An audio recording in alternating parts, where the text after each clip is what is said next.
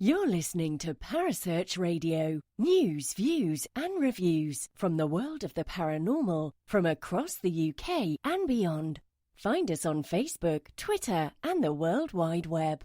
The views and opinions expressed by presenters and guests are their own and do not necessarily reflect the official policy or position of Parasearch Radio or their affiliates and sponsors. Listener discretion is advised. Good evening, everyone, and welcome to this rather cold edition of the Paranormal Concept Show. I'm your host, Paul Rook, and I'm joined, as always, by the lovely Kerry Greenaway. Hello, Kerry. Hello. Hello, how are you? I'm doing well. It is very cold at the moment, though. It is. That's why it's cold tonight. That's why I thought I'd give it a mention. Yeah. Something else I've got to mention is our new book. Yeah, I can't actually believe it's actually real. I mean, my partner brought it round last night, like in the flesh, because I haven't got my copy yet, believe it or not. And I was like, eek! You know what I mean? It was like, it's a reality now. We've talked about it for quite a while and put it together, you know, as we was putting it together and stuff. But to actually see it in the flesh, it's just... excited. Yeah, I'm really proud of us all. You know, yeah. I just thought that was such a good little achievement. I just really... And to see it real, like that dream coming to a reality, that was just something else. I loved that. That was brilliant. And you can buy it on Amazon, everybody. Go buy it. It's got all our blogs and some original blogs in there too. You can even go to the website, parasearch.org, and there's a new menu button saying shop, and it's on there. Just click on the bit where it says click here, and it'll take you straight to the Amazon page where you can buy it. Awesome. Yeah. Oh my God, we're on fire at the moment. Hey, we just had off start book 2 already. Oh, book 2, everybody. Well, we haven't even got the first one out really yet, so come on. 2's work in progress. It'll be out for Christmas. Clearly. Absolutely. It'll be out for Christmas, though, this year. Oh, bless. No, it was a little dream that has sort of like come to fruition. So, yeah, I'm really pleased. I'm really, really pleased about that. It's just dipping our toes in that sort of genre. So, yeah, I'm not even going to read the reviews. I'm not going to read the reviews. No, I mean, I got my copy today, and I read some of it. It comes across really good. Really well set out and everything. There is one or two little issues that I've picked up, but it was a case of not knowing what Amazon was going to print and how it was going to come out. So it's just little tips that I've learnt now for the next one. Learning curve, we'll say. Learning curve, right? Yeah, there's nothing wrong with it. It's an absolutely fantastic book. And for those that want page numbers, it's an interactive book, and there's 267 of them, so you can mark them in yourself as you read along. Oh, gives you a little job to do while you're reading. It keeps you occupied.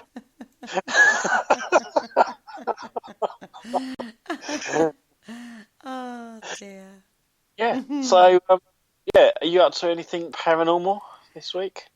What am I doing this week? I'm actually in the middle of another 2 blogs, believe it or not. So I'm looking at trying to do that, but work has sort of like got a bit mangled this week. So every time I sit down to do it, it's like, no, I've got to do this. But so yeah, I'm doing some research in the background as always. You know me, I don't just sit on my laurels. I'm always beavering away in the background, and I am really interested in the concept of mirrors at the moment, and we're talking about that on the Dark Mirror Show on Friday. But the concept of mirrors, and one thing I mean, I've been ploughing through the Skull experiment, and one of the things that's come out, they actually used mirrors as part of that, which I didn't realise. It's fascinating. They called it the Alice Project. Absolutely fascinating. If anybody hasn't read that book, go read it. But yeah, brilliant. Yeah, I've heard of that vaguely. I can't remember off the top of my head what it's about, but yeah, I have heard of it. Yeah, interesting one. But anyway, that's not what we're talking about tonight, is it? Not quite. We're talking about spooks, spectres and ghosts, and what sort of ghosts and spirits are out there, because you've got, I mean, it's not just intelligent hauntings and residual hauntings that you get. You got so many different types. The one that captured my interest was Tulpers. and that's basically where you believe in something so strong that it creates the spirit. It creates a thought pattern, an externalization of that internal process. And this is something that came out of a Tibetan belief systems, Tibetan ways of working. So it's actually about where this very first started was about, we talked about the shadow self, didn't we, on the show on Sunday with Andy Mercer. And you confront that. And what you do is you create a visualization but externalize it to overcome it. That's really where that started from. Yeah, see, for me, it started on Supernatural, but... Yeah, see, a lot of these things are then taken into, like, modern-day media. Yes, that's the thing. They're taken into modern-day media, and sometimes the true meaning of them sort of gets a bit twisted along the way from the original mythology of it. But that's where these terms come up, isn't it? We sort of learn them from Charmed, it was a little while ago, and then, Supernatural and all sorts of different things. Yeah, it's just, it sparks off that interest, and you think, well, actually, let's have a look into this. And then it just gets deeper and deeper and deeper, and as you said, you've got the Tibetan ways of creating this tulpa and the energy and stuff, and it's really interesting, especially when they just give you they just scratch the surface a bit, and then it just progresses from there. So I thought that's sort of where this sort of show came from, and I know like the Dark Mirror sort of done a similar show, but I thought I'd just sort of, again with the Dark Mirror, I think it just scraped the surface. Let's get deeper. Oh, I do like to get a bit deeper.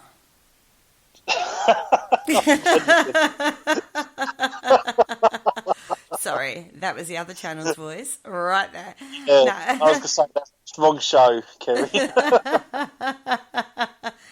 No, I do like to discuss a concept. I do like it when we have just a general free-flowing discussion, see where it goes on this. I think sometimes terminology, and we've spoken about this before, isn't it? Where terminology becomes an issue. It's like what one person will call a ghost, another person will call a spectre or a spook, or but they actually have very, very subtle differences in meaning, and when you distill it down. But I really do enjoy that discussion, and what one person experiences, somebody else could experience the same thing, but class it as something completely different. Yeah. No, absolutely. I mean, it is.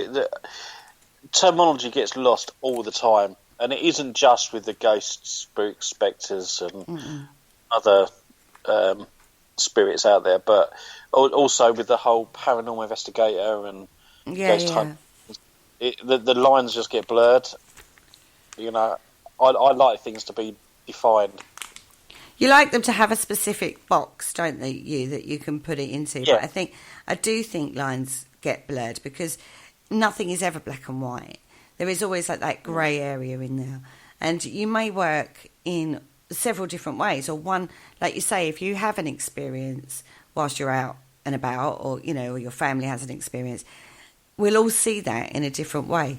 If you sat down, it's like, we talked about witness statements before, there was a famous experiment done on Area 51, and they took a group of people, didn't tell them what to expect, and they set up a particular scenario where they were like told to get off the land by a person with a gun and all this, and then they took witness statements, but all the witness statements were like so different from what they'd actually filmed, because they'd actually filmed it. So they said, no, actually, this is actually when it happened. And it showed loads of different things, like false memory and, how unreliable witness statements are and stuff like that. So it is down to your own personal interpretation or perception of the situation. So even if you have a abnormal experience or a paranormal experience, how you perceived that could be completely different from the reality of the situation. Exactly, and even in the ambulance training or the first aid at work course that they do, it's even mentioned, false memory is even mentioned in that training, because if you come across an incident and it's like a car accident, you need to know what happened, and taking, asking people around what happened, you're going to get a different set of events for each person. It's never the same.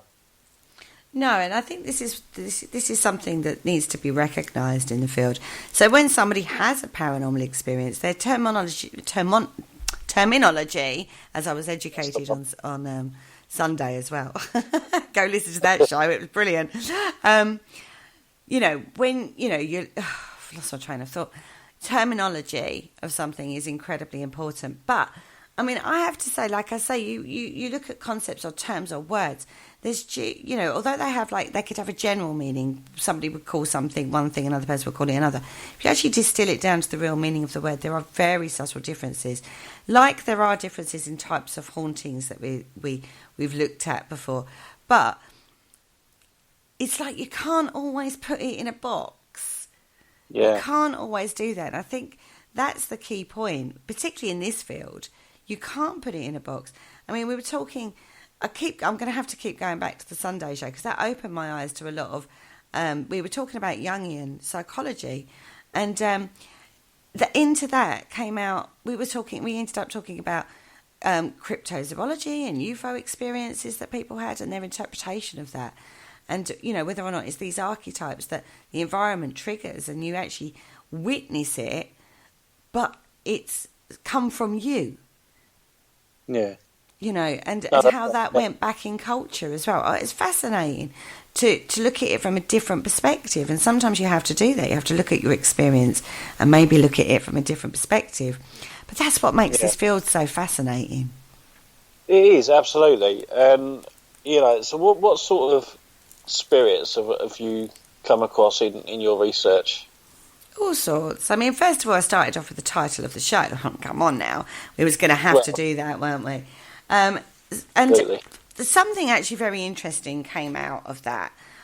So I started looking into spectres, spooks and ghosts. Well, spooks is just sort of a feeling. And that was another thing I noticed. It was to do with actually our perception of them, really, and how it made you feel. Okay.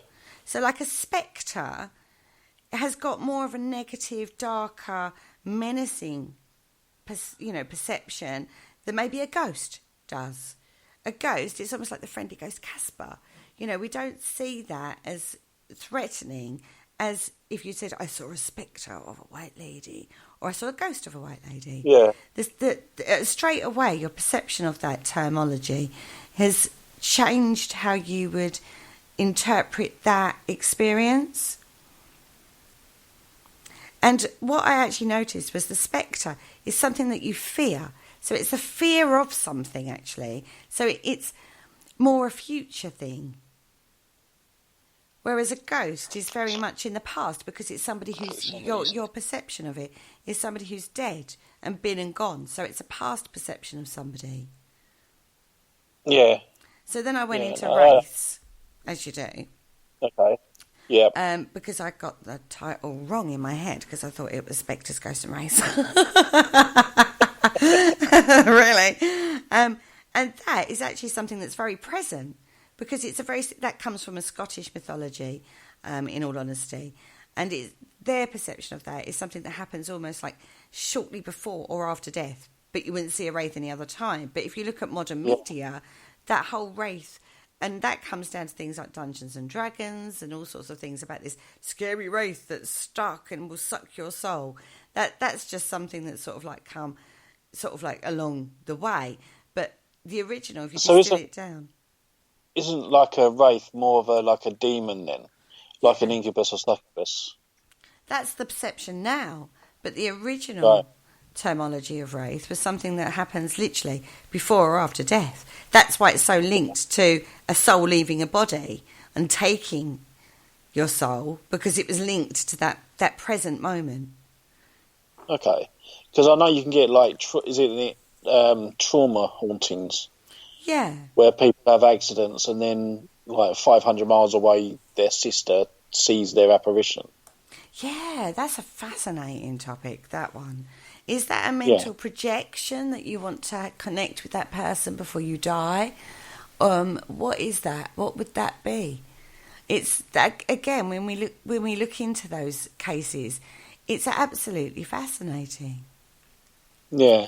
Have you found any cases like that in your research, or is it just like the definition of it? No, there was one, if I remember rightly, of a woman who worked in a hairdresser's, and she used to do the hair for this guy, and they used to get into talk, discussions and stuff like that. And he came in for a haircut, and she was doing his hair, and they had a little discussion, and then she found out he'd been killed in a car accident like 2 days before, and she was like, "I cut his hair like yesterday," and that was quite.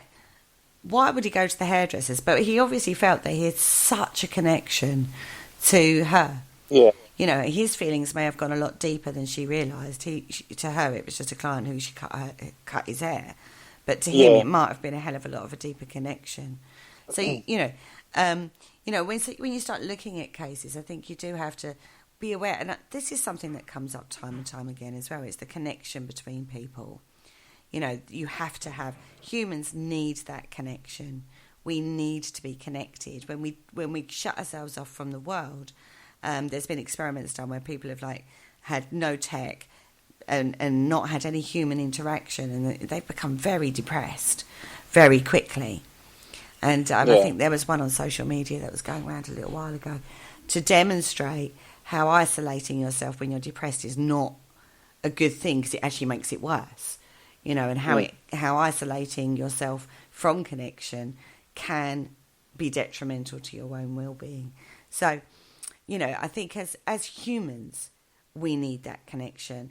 And if you have that belief system that we live beyond consciousness, our consciousness lives on, as it were, into a spirit realm or whatever your belief system is, that we go on in some way, then surely that need for connection would be part of that as well, which is, I suppose, why people go to the churches, the spiritual churches, for a platform medium is up there, and all of those people in that audience are hoping for a connection to a loved one that's passed. Validation that we exist beyond flesh and bone. It's fascinating. Yeah, it is. And what about with the old like the residual haunting? Have you got any cases of that in your research? Residual is an interesting one because residual sort of makes you think that there's some form of recording. Yeah. There. So we go into the old stone tape theory, which, has been criticised a lot. And you do have to look at it actually very coldly. You have to look at the mechanisms of how that would happen if that's the case, if it is a recording, a residual, because it's an imprint. It's not intelligent. It's just replaying a point in history, or that spirit somehow has imprinted itself on its environment. And we use all sort of terms like, because of trauma, they're stuck there because of trauma, or they're stuck there because, they had some form of ownership to the building. Do you remember we did a show and we were talking, do spirits protect a location after they've passed? And we couldn't find any cases of that.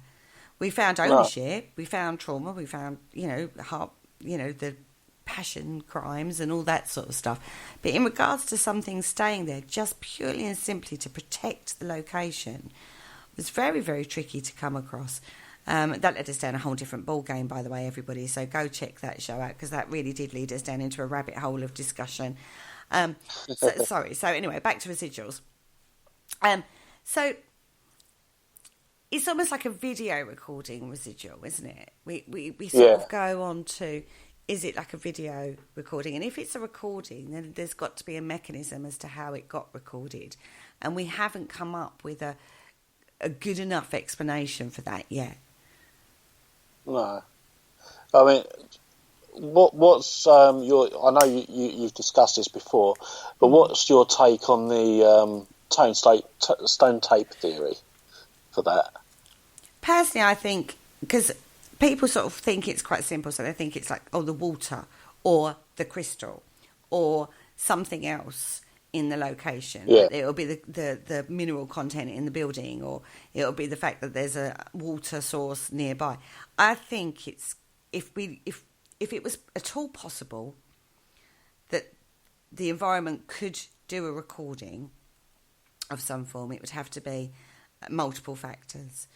And I broke it down to, when I was looking into this, which was a little while ago now, I first of all looked at the most common is sound, isn't it? When you hear like knockings, rappings, disembodied voices or EVPs, that sort of thing. So I looked at sound. I didn't even go down to the point of how video was recorded. So I looked at, how we actually manage to, in this day and age, on modern technology, how we record stuff. And would that be, would you be able to recreate that in a natural environment? Is that something that's possible? Now, I'm not technical enough minded to know this sort of stuff, but it did lead down some interesting thought patterns of, when you look at how sound is recorded through a microphone onto a magnetic tape and stuff like that. It does throw up some interesting questions in your head. And it is really interesting. Whether or not it's possible remains to be seen. But I think it would be a combination of factors, not a single solitary factor. I think if people are going to hang it on the water or hang it on the crystal content alone, that's where it becomes very shaky, because you have to look at the mechanisms of being able to record something in a natural environment. That's my point on that one. And I know people are looking into it. Because it's not just about recording, it's about how then that gets triggered to play back. So you have a lot of mechanisms in place that need to be explained before you can jump to an assumption that that's absolutely had to happen. I mean, I know a lot of people don't put any stock in it now, but I wouldn't be quite so quick to dismiss it without doing a lot more deeper research into it. So I found it very interesting when I started looking at just a basic, how would you record it? Let alone, I didn't go as far as video recordings or playbacks, what would trigger the playback. But it is incredibly fascinating concept, because when you look at reoccurring hauntings, we talk about those a lot in regards to battlefields, don't we? Yeah. So, reoccurring hauntings on battlefields, people have said, it's an emotional imprint, because you can imagine battlefields, horrendous scenario that go absolutely on. lot of death and gore, and I can imagine it's going to be the sort of really traumatic. Yeah, I would say the most extreme of human emotion would go on there. Yeah, and absolutely. It's got. I would have thought it'd store somewhere to be able to be released and get that sort of reaction, or maybe like on an anniversary or something. Well, again, but then you have to look at something again that actually Richard was talking about was the changing calendar. Particularly with the old battles, there was a changing calendar. So the date that these things are happening on wasn't actually the date that it would have happened on, because there's that change in calendar. So you have got to sort of be aware of that.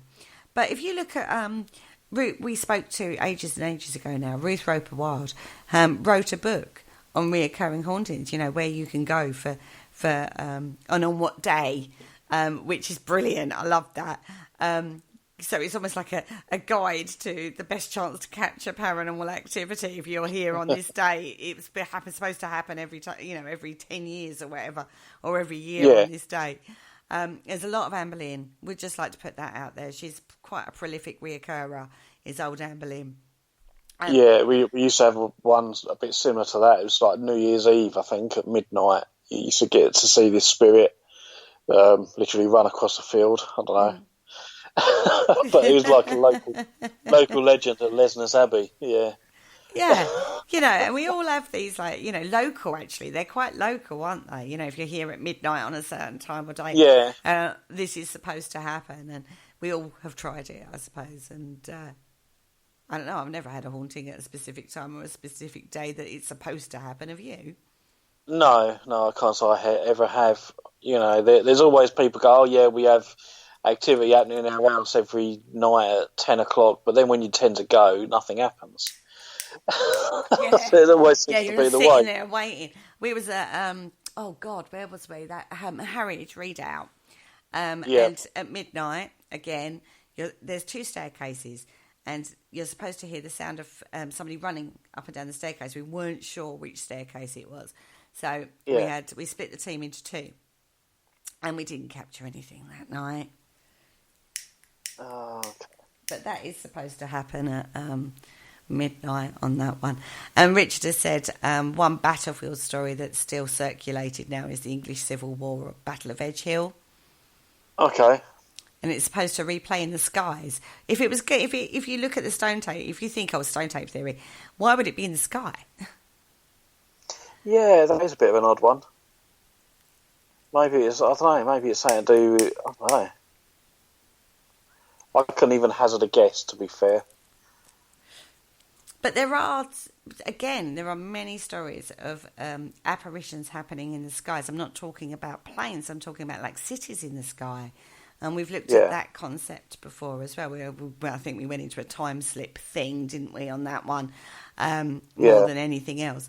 But, you know, things happening in the skies. And actually, you know, the sky itself, if you think about environment, there's loads of stuff that happens on the land, loads of stuff that happens beneath the land, as it were. There's the sea, prolific of life. Other than birds flying in the sky, but they don't live in the sky. The sky is a very mysterious place in its own right. It's Definitely. the realm. It's a realm. The sky is like a realm of almost like mystery in its own right. Yeah. You know, when you think of, you know, some of the tales that you hear of people's experiences whilst they've been flying, you know, we don't know huge amounts about that massive space above our heads that we rely on so much. It's our, you know, it's the reason we're able to survive on planet Earth. You know, it is the sky and the, you know, the levels and our protective bubble, you know, and that is one of the things we know. We know weather systems and we know electromagnetic fields and we know stuff like that. But there's a whole lot else we don't know about that area. Yeah, there is. See, I mean, the only thing I can ever think of about battles in the sky, wasn't there like a big UFO case in like medieval England or... I don't know. Aren't you talking about World Germany? War II? Yeah, wasn't it World War II? Wasn't it the Battle of Los Angeles? The Battle of Los Angeles. No, there was another one. You're not thinking of like that one? German. No, there was. I'm sure it might have been German or a small town in Germany somewhere, and there was a big battle depicted in the sky. Ooh, don't know about that one. I remember talking to Penny when we talked on the Remembrance show about the Angels of the Mon. They appeared in the sky, didn't they? Yeah. So I mean, I'd say when you said about the battle in the sky with Richard, that's the sort of thing I envisaged. But then, if it was like the Battle of Waterloo type of thing up in the sky, you know, maybe that's where the energies went. You know. Who knows? And then we play it, mysterious. They say energy never dies; it just transforms. Where does it transform to? You know, that's the whole point, isn't it? You know, we can, you know, with say water, we can see it transform in its various states. We can see when it gets cold, it turns to ice. When it gets hot, it turns to steam. We can see that elemental transformation. We haven't seen how the human energy spirit can do that. Or are we kidding ourselves? And we are actually existing just in the here and now. And then when we die, we just die. And what we class as our energy goes to fertilizer. You know, if you get buried, it goes to fertilizer for the plants and other animals to survive on. Is that how we transform? And there is no such thing as a consciousness that lives on. It's just firing neurons and the way our body is made. Who knows? It's one of those. That's the $1 million question, isn't it? And we It can... is, absolutely. It is one of the things that we're all hunting for the answers. But then, that doesn't account for, say, for example, children that have died, like that they can remember their past history. Yeah, you looked into that quite extensively at one point, which was reincarnation, wasn't it? Yeah. I just think that if I had... I don't know. I mean, I think it's different in this day and age because we always see sort of like ghosts as something that... Unfinished business is another one. A reason for haunting, unfinished business. Which, all right, you've got unfinished business. But I was reading a book the other day, and she said that she's a working medium, and she does a lot. She's specialises in helping spirit move on. Yeah. So obviously she's witnessing things, and we can only take her opinion and her experiences on face value, because that's what she says. We have to have trust that she's doing and seeing and experiencing what she says. And she says 99% is they just are lurking around because there is a reason why they don't want to go. There's fear of going over, fear of another person because they've been abused perhaps by that person. They don't want to go over and meet that person over there. There's maybe unfinished business in regards to making sure that everyone's looked after, or they lost somebody along the way. This is going back to older spirits. They lost their mum or their dad or their, someone, and they're looking for them, but they're looking for them in the wrong place. Or, they've never felt a family environment, so they're hanging around because they want that family environment, but not realising they'll get that if they moved over. They're not going to go over into nothing. Lots and lots of different explanations, but it was always an unfinished thing, an unfinished business, which I found quite interesting as well. From her perspective, very interesting book it was. It was Penny lent it to me, actually. Good old Penny. I love my team. They give me books on a regular basis to get my teeth into. Some a bit heavy going. The one Richards give me are like great big tombs of books, and I'm like, oh my lord.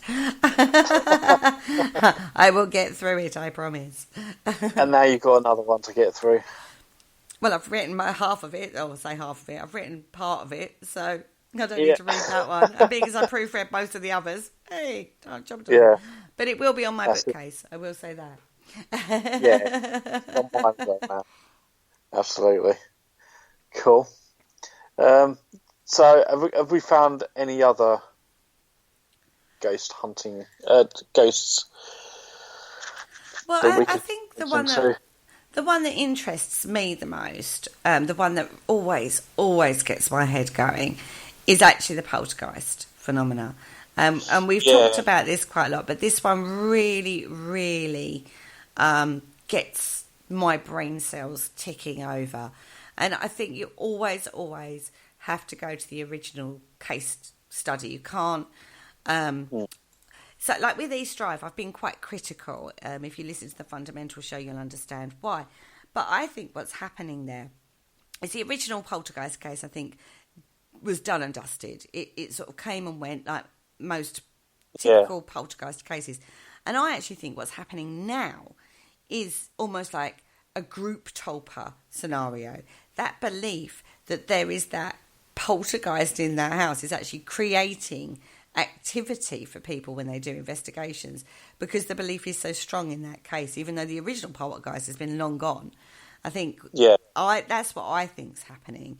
If at all, I think the more sceptical you go into it, the lack of activity you get. A lot of teams go in there going, oh, I'm going to go and debunk this, and they don't get anything, and then it backs up what they thought. But those people that seem to go in with a stronger belief system seem to then get activity. So it does kind of make me wonder if we are the ones creating paranormal activity regarding on your belief in the situation. I don't know. It's I do find that a very strange one. But poltergeist in general, fascinating. And I think it's, of all the cases that you can hear about, if we could get our hands on almost like a real live and kicking poltergeist, interesting. Yeah. I don't think any of us will, in all honesty. I think no, they are a bit few and far between.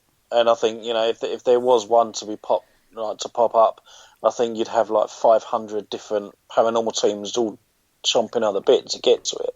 Or you wouldn't even hear about it. It would go straight to somebody who's, like the SPR or ASAP kind of scientific people, Absolutely, if they're lucky. But I still, I'm very dubious about those sort of cases because, they do have a lot of things in common with other cases of the similar kind.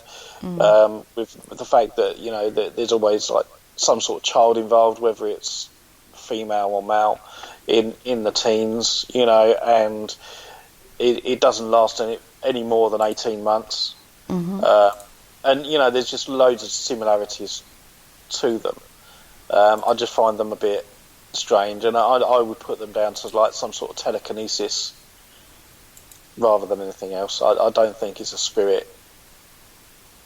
Well, Guy Leon Playfair's understanding of it, now bearing in mind, you've got to look at the whole history of his research into poltergeist. He went way beyond just the Enfield haunting. His understanding of it, and he said even after all the years of looking at poltergeist cases and stuff like that, and he was even out in Brazil doing stuff to do with that, and he has a whole research history of his own. And he said, his understanding, if there is an understanding, was that humans are creating the energy, and basically it's an that externalization factor of throwing that energy out there, and then some form of spirit, and he would class it more as an elemental kind of spirit, would come along and play with it until it burst. So while ever you're throwing out that energy out there, they're quite happy. They'll happily play with it, which is why you would get the kind of phenomena. You get things moving, bangs and crashes, extreme kind of experiences. And then, but once it's gone, they move on because there's nothing to play with anymore. And that was sort of what his very succinct explanation was. But when you read, I read Colin Wilson's book on poltergeist, and I mainly bought it because I was looking at 30 Years Drive, but actually I read the whole book, and there were many cases where it wasn't actually anything to do with children. It was actually to do with, there was cases where there was like adults, and it always seemed to have a male and female in the picture. So it seemed to have to need a masculine and feminine energy. And I think a lot of people forget, like it's almost like a misnomer where, if that's the right word, I probably said that word wrong, but where people automatically jump on the teenage girl. Boys go through some form of puberty too. They're masculine and feminine in the same room, going through the same age sort of range. That could be what's needed to create the perfect little energy bundle. A woman goes through a sort of like, through older years, she goes through a menopause. Again, that's creating a huge disruption within her physiology and her emotional state. Trust me, I know that one. And, who knows that could be throwing out the same kind of energy. You've got to, we talk about men having midlife crises. In a funny kind of way, that's a male form of menopause. It's that sort of thing.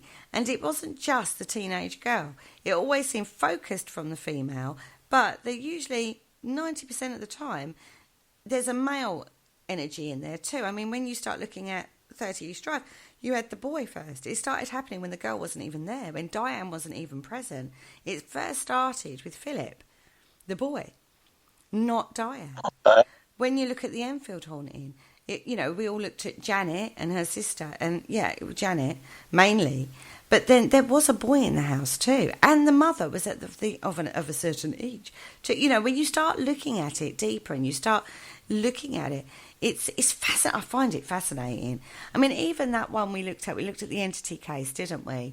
Bither, Doris Bither, that's her name. She had 3 teenage sons in the house. And she was going through all of that. I mean, she had a lot of other issues as well. I'm not saying it was just because of the teenage sons. But maybe we're looking to focus on one focus. Maybe we need to broaden ourselves and look at that entire picture, not just the one person who's experiencing the extreme. There's a bigger picture there that we need to look at. I think that's sometimes something we need to do in all of our experiences that we have. Maybe look at the bigger picture. That's why we like to talk about things like psychology and factors like that, because it gives you, maybe it's us creating it, maybe it's not, maybe we are turning into spirits when we die and we pass over and we get validation in that way. I don't know the answer to that, but it's worthy of exploration. It's worthy of looking at all these different perspectives. So you come to your own conclusions, but it is worthy of that. And I heard about an experiment, EVP experiment by Brian J. Cano, and he had everybody on an investigation. They were at Fort Halstead, and they had everybody focus on one word, and the word they chose on the night was Gollum. For some reason, they must have been talking about Lord of the Rings or something at the time. Yeah. But they chose Gollum, and they all focused on this word. Everybody sat there at the table focused on this word, and that's what came out. So is that, is it to me, it's an externalization of an internal process, and if you're all focusing their energy on that, that makes more sense to me than somebody haunting something because of trauma. Surely you would want to forget that. If whenever I've had to deal with trauma, 90% of people in this day and age, if we bury it, we try to not deal with it. It's easier to not deal with it than deal with it, which is why now we have so many cases of anxiety, depression, PTSD, things like that come out. And that's because the human nature is to bury it, to get on with it, stiff upper, particularly in Britain, British stiff upper lip, get on with it. Life moves on, move forward, let it go. Those terms are used all the time. And we're not actually dealing with it, we're just burying it. So why would we do that any different? We wouldn't want to hanker on and hold on to that emotional feeling when we pass. It just, for me, it doesn't make sense to me that somebody would be stuck in a situation they absolutely detested. Although we have come across a couple of situations, both yourself and I have come across, where we felt that a particular spirit, if you like, was being held there by another spirit because they were stopping them from moving on, because it would have been detrimental for them to move on for whatever reason. And that usually was linked to witchcraft, it kind of got linked into that. Yeah. So incredibly interesting, some of the things that come out. It is, that was at the Rifles Museum in Hampshire that we experienced that. Yeah, you experienced that there. I experienced that in a pub in Canewdon, and a pub actually in Kent somewhere, which, is sort of gone on. So it does make you wonder. Yeah. It does make you wonder. And actually, Richard has brought up an interesting point as well. They're starting to link some poltergeist cases with strange aerial phenomenon like UFOs. And actually, if you look into the Point Pleasant scenario, the John Keel Mothman prophecies is what I'm talking about here. A lot of people were experiencing poltergeist phenomena while all of this alien, for want of a better word, this UFO activity was actually happening. Fascinating link there. What would be creating it is the energy of people crossing dimensions. I don't know, as I'm throwing ideas out here, but that's the point, isn't it? That's what makes this field so interesting. You can look at it in so many different ways. Absolutely, and that, as you said, it is a fascinating way to look at it, because we all have different opinions and different ideas, and just to think outside the box and come up with some really, really good ideas, and then try and test some of those theories if you can, and that's what makes the paranormal exciting, really, I think. Oh, incredibly exciting. I mean, I was listening to a show we did a little while ago. I think he was not very well. I think this was around the time you had your accident. And we had David Farron and Patsy Sorrento on talking about the Highgate Vampire, which is a spectre, a better word of it. That's one of the reasons why it's got the term vampire, because they can't work out, or there's no historical link as to a specific person that would haunt it. But there's always been strange phenomena that's occurred on the ground, even when it was a manor house and hunting grounds before it became Highgate Cemetery. You know, it's always had, you know, Ashurst Manor is now on the site, or was on the site, sorry, of where Highgate is now. And actually, I think it's the mausoleum part of the cemetery that was actually part of the original house. Yep. I'll have to get Patsy on again to talk about this because she's an authority on the subject, and correct me if I'm wrong. But I've just been in touch with her recently, funnily enough. Anyway, I digress. But strange phenomena of a dark, shadowy figure has been seen that seems to occur not just in the cemetery, but in Swains Lane.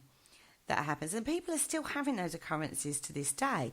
I mean, they, you know, when we was on the show, they were still talking about them in 2016, 2017. You know, occurrences that happen to this day, as going back so far. It's not just a modern day ghost, and they can't. It's not like they can sit there and go, "Oh, well, this bad thing happened on this thing, and that's who it is," and stuff like that. You know, it's not like that. It's almost like an entity rather than anything else. And that's something you've spoken about as well, isn't it? The shadow people, the entity kind of experience that you get. Yeah, we had those. A couple of prisons that we visited. And it was almost like they were quite intrigued to what we was up to, which was quite fascinating as well. You know, they'd sit and watch us just as much as we're sitting there watching them. Maybe they were doing their own people hunt. And then we go into our We the Ghosts, and you know, we try to actually contact living people. You know, that's the other. I've heard that concept talked about as well, almost like The Others. You know, when we watched the film The Others, it's very much like that. Are we actually the ghosts? And there's a heck of a lot of us, is all I'm saying on that one. There's a heck of a lot of us. Well, I mean, you've got the other theory that time is all happening at the same time. We're just in different phases, and some people can cross those phases and see into them, which would then also give you the same effect as the others. That was a spoiler alert, just in case anyone hasn't seen The Others. It's quite an old film now. I think we're on safe ground with that one. But yeah, it's definitely intriguing, and it does make you think outside the box. And I love films like that. Yeah, I mean, if you Sixth Sense was another one that made you think like that, was it? We always end up talking about films, don't we? Where the psychiatrist was the one who was the ghost. You know, and the boy was the one that could see him, but nobody else could. That's it. And it was him awakening to the fact that he had passed. Yeah. Rather. That's it. And you always had to watch that film twice, just because it was a really good twist at the end. Yeah, it was a good twist. Really? So you got to watch it again just to check. To see if there's they slipped up anywhere that, you know, whatnot on that one. I think was more the case. Right, that was good. Right, so is there any others that we need to be talking about? 8 minutes of the show? 8 minutes, blimey. It's gone quick. Always does go quick, though. That's what Brian Holloway was just saying on the Haunted Connection show. He just said, blimey. So that just went so quick. And it does when you get to stuff that you enjoy, it does fly by. Of course. It really does. I mean, we can't really not talk about intelligent hauntings, you know, where you've got a spirit that's actually having a conversation with you, you know, or reacts to what you're saying. But again, is that because we're...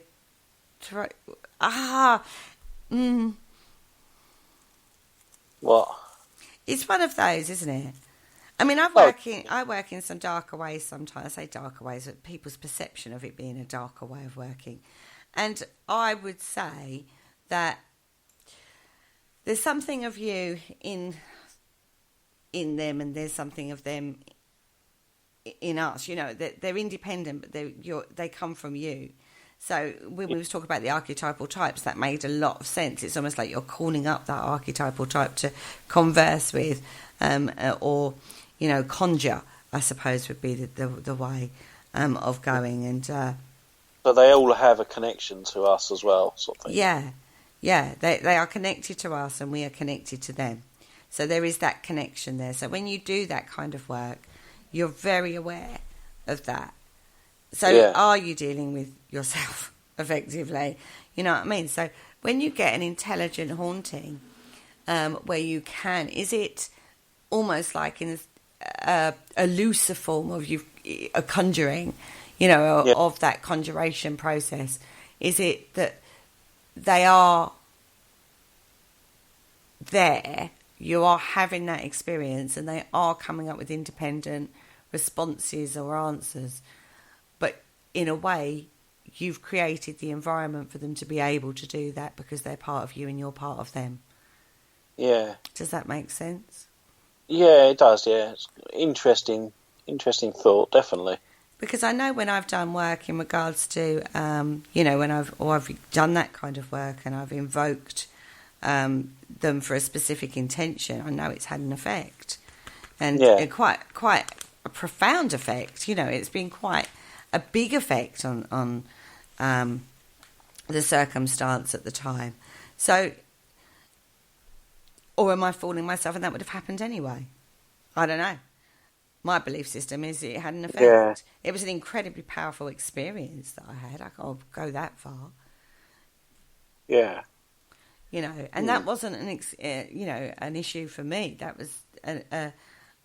was specifically to do with somebody completely separate from myself.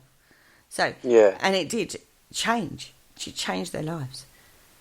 But would it have changed anyway if I hadn't have done that work? Would they have changed their life on their own? Who knows? I don't know. I could be fooling myself that my conjuring just, you know, was.